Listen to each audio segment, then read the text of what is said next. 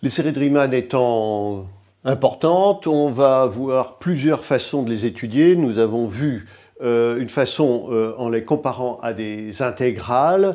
Nous allons voir une autre façon en utilisant une série que voici, qui est une série télescopique. Vous voyez que c'est une somme de différences.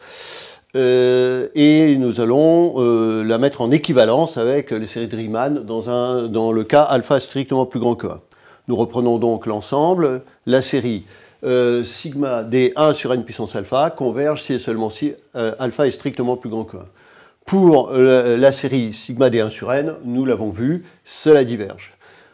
Si alpha est inférieur ou égal à 1, ça diverge aussi. Il suffit tout simplement de minorer 1 sur n puissance alpha supérieur ou égal à 1 sur n, d'où la divergence dans ce cas-là. Par exemple, le cas le plus célèbre et celui qui sert le plus souvent, c'est 1 sur racine de n. Je dis ça parce qu'il sert parfois de référence dans ce qu'on appelle la règle de Riemann.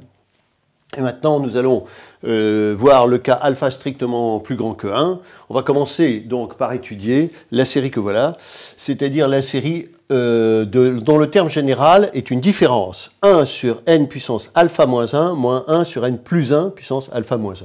Bien entendu, comme le terme général est une différence, il est très simple de faire la somme. Cela fait 1 moins 1 sur n puissance alpha moins 1. C'est exactement comme quand on intègre une primitive, eh bien on intègre une fonction et qu'on prend une primitive, on a la variation de la primitive entre les deux bornes. Et bien là, on a les bornes extrêmes.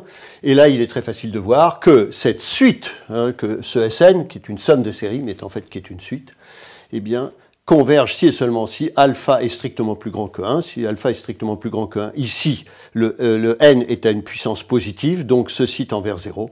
Voilà. Donc, cette suite converge.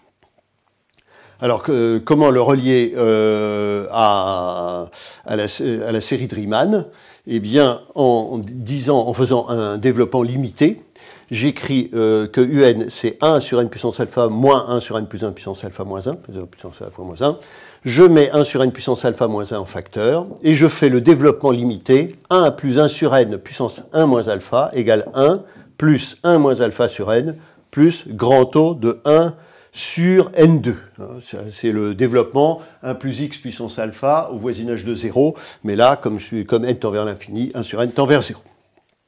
Et en mettant ce développement dans cette parenthèse, je constate que un est équivalent à alpha moins 1 sur n puissance alpha. Autrement dit, 1 sur n puissance alpha est équivalent à 1 sur alpha moins 1 un.